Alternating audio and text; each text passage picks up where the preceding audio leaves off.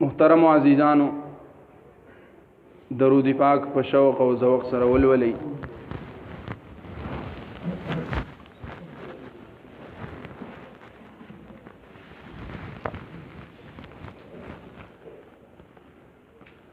اللهم صل على سيدنا ومولانا محمد وبارك وسلم وصل عليه.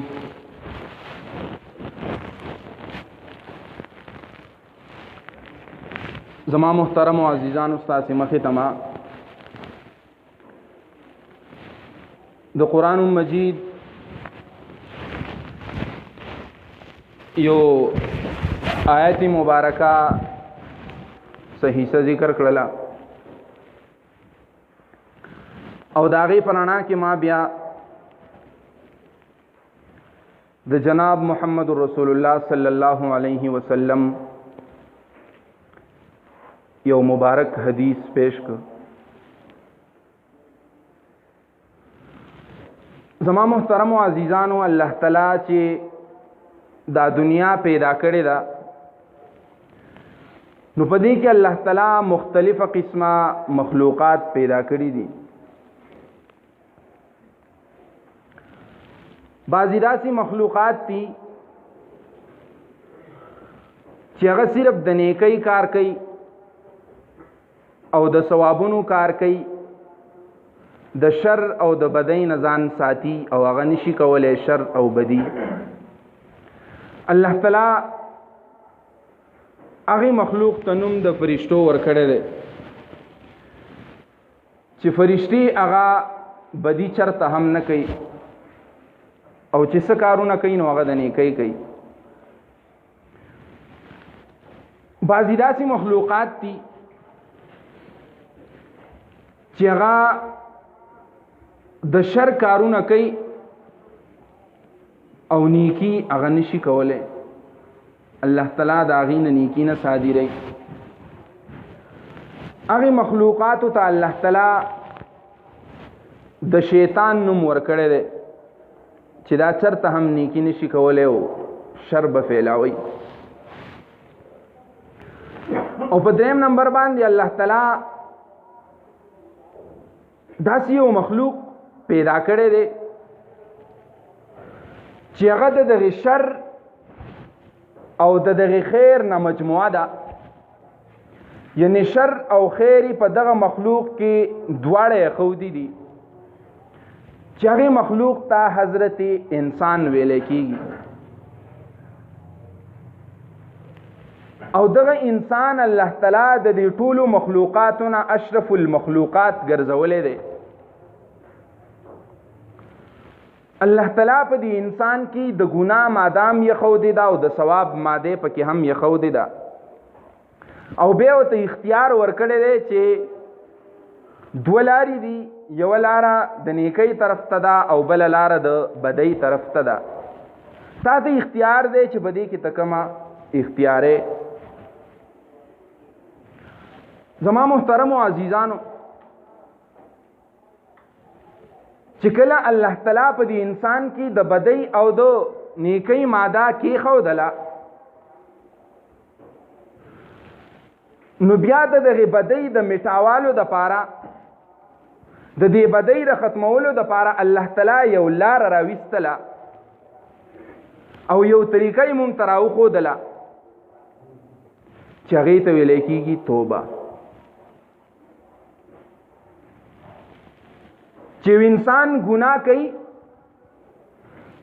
دا انسان د دې ګناه په ذریعه سره د الله تعالی نه دوری اختیاري او د الله تعالی نه هغه لرېوالی اختیاري.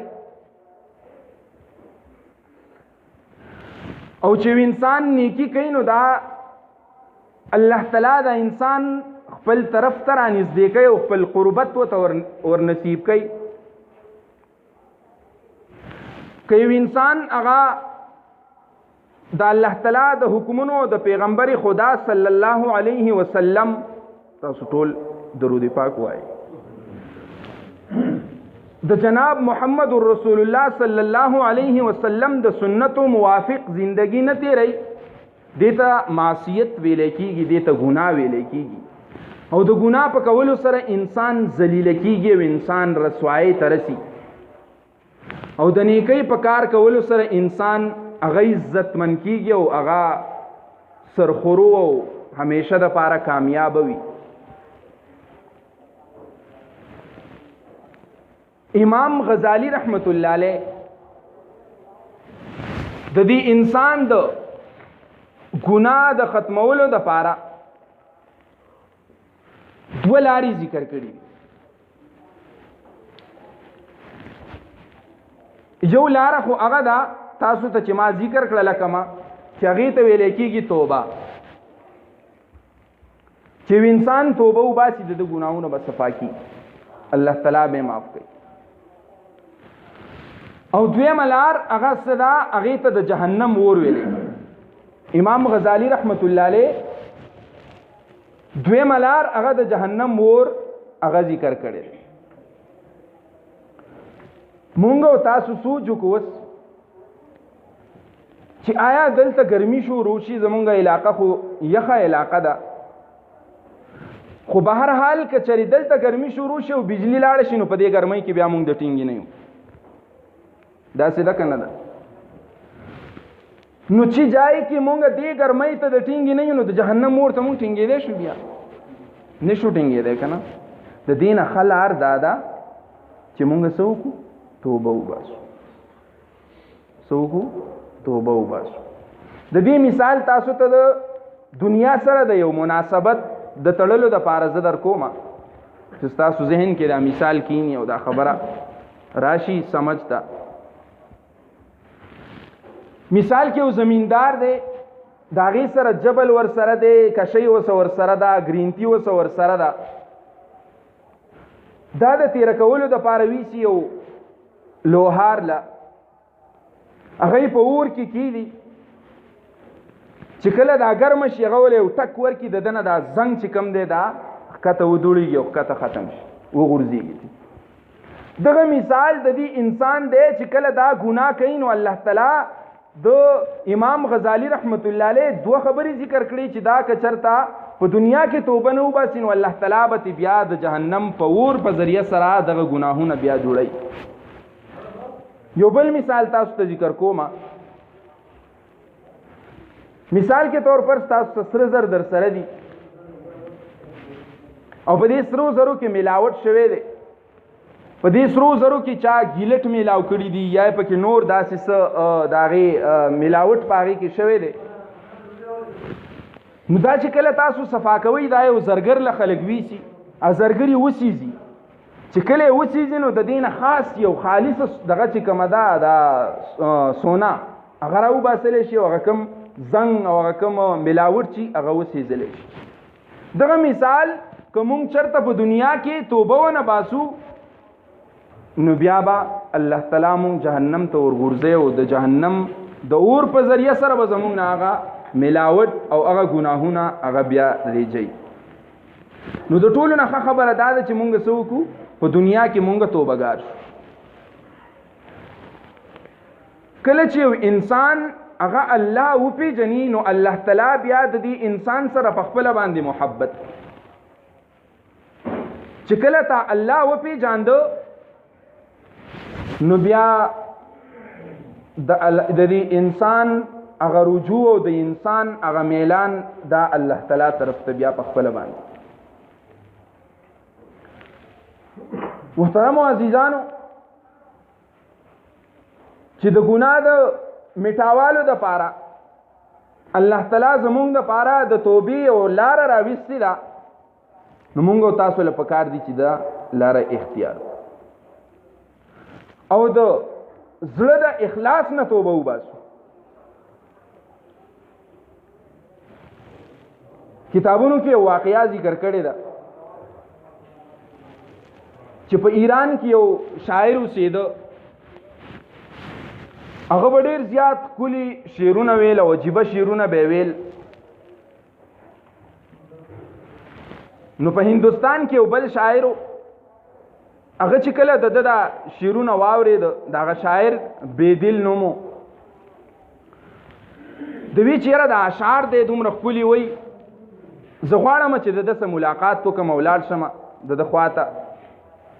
کله چې دی روان شو د خلکو نه تپوس کوي په لاره، تر دې چې کور ته ورسید په کور باندې دستک ورکه په دروازه باندې، دروازه ورته وټکوله. وی دا د بیدل شاعر کور دی. هغه ته راووت، وی ها ها بالکل. وی بیدل شاعر شته؟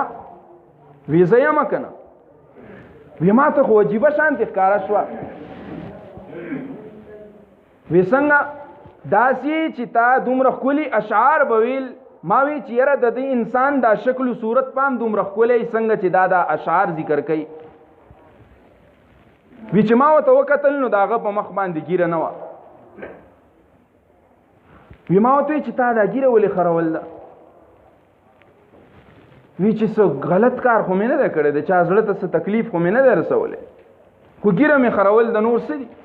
ږیره یا پریښې یا خرولې.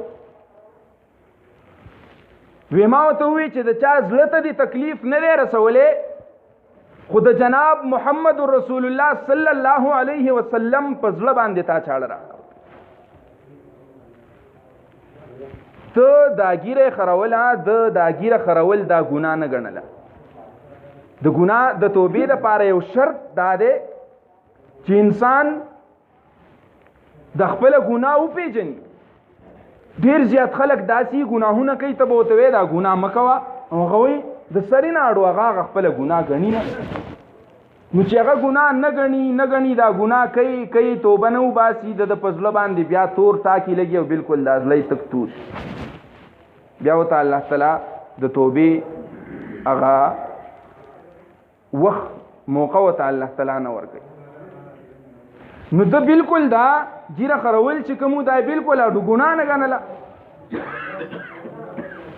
زما محترمو عزیزانو، کوم انسان چې د زړه نه توبه وباسي، الله تعالی هغه انسان کامیابی او هغه انسان الله تعالی بیا هغه ګناهونه وله معاف کوي. خو که چېرې مونږ د خپل ګناه وپېژنله، نن په مونږ او تاسو باندې په مسلمانانو باندې ولې دا مصائب او پریشانۍ راځي؟ دا وګورئ اجتماعي عذاب چې کوم دی دا د الله تعالی د طرفه په مونږ باندې راغلی دی. دا ولې؟ آیا ما او تا سوچ کړی دی چې ما او تا په رښتیا توبه ایستله د زړه نه؟ حسنی بصری رحمت الله علیه پخوا چې به کله علمای کرامو درس و تدریس کاوه نو هغه به په یو مسجد کې کېناسته، خلک به راتله، زنانه به هم راتلې د یو دیوال شاته یا د یو پردې شاته به کېناستلې.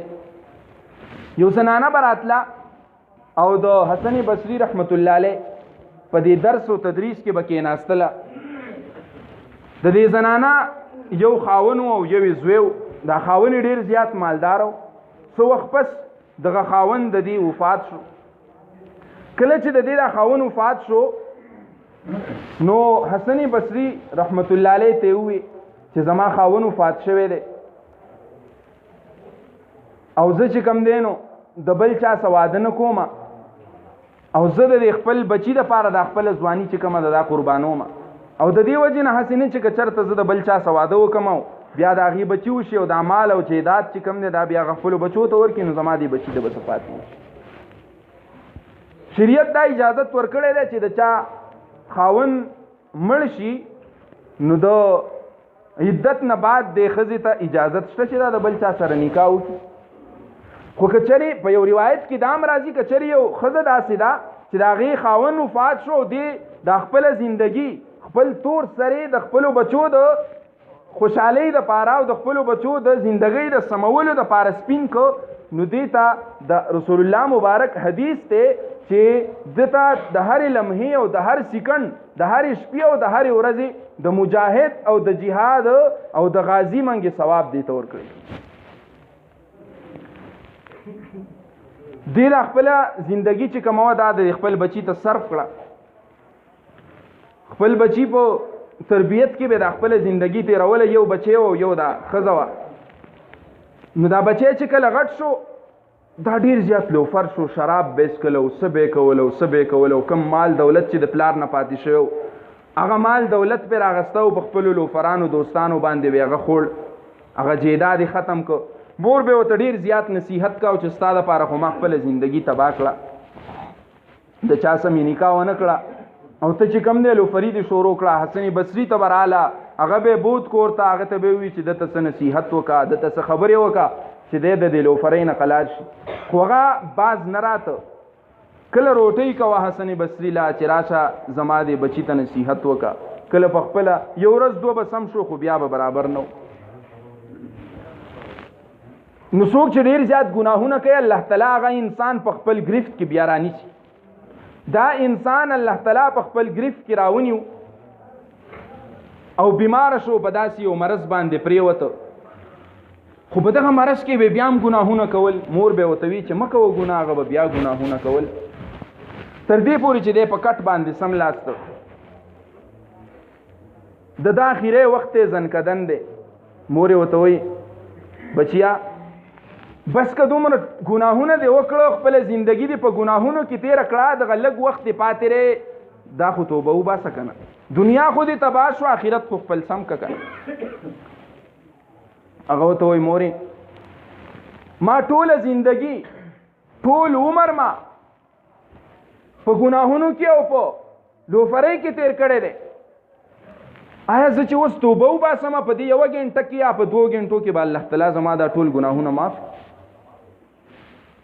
وی او بچیا الله تعالی ستا دا ګناهونه معاف کوي وی ښه بس ورشه او ماله حسن بصري راوغواړه حسن بصري پسې مور لاړه حسن بصري اوده دی د کیلولي وخت دی دروازې پې وټکوله حسن بصري ډېر غوسه دی مور یې ورته وایي حسن بصري راشه او زما د زوی اخیری وخت او وایي چې زه د اخلاص نه د زړه نه زه توبه وباسم خو ما ته د حسن بصري راشي حسن بصري غوسه شو وی پورا زندگی ورته ما نصیحت وکړه پورا زندگی مې ورته خبرې وکړې سمجاو مې که خو دی چې کم دی نو دا انسان نه جوړېده په هغه وخت کې په هغه وخت کې دی سمې لارې له نه راته زه اوس ولې درشم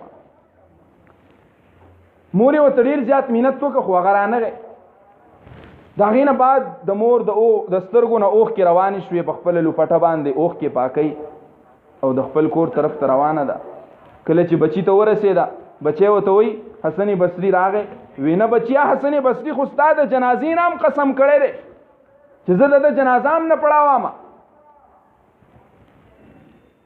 نو زه به دته اوس نصیحت وکړم او زه به درشم او دته به کلمه ووایم وی ښه مورې حسن بصري خو نه راځي داسې چل به وکړي چې زه کله وفات کېږم زه چې کله وفات شم د هغې نه بعد به 2 کارونه کې یو به دا کې چې دغه خپله لوپټه به راوالې او زما د مرۍ ته به واچې او د دې ښار او د دې کلي په هر یوه کوڅه کې به ما راخ کړي او دا اعلان به لګې چې د الله تعالی سره څوک دښمني کوي نو د هغې به دا انجام چې بیا دپاره څوک د یو کونډې ښځې زوی هغه شرابي نه شي چې د یو کونډې ښځې زوی هغه لوفر نه شي چې بیا دپاره دا خلک د دې نه نصیحت حاصل او دویمه خبره به دا وکړي چې جنازه رامندې هم مه پړاوئ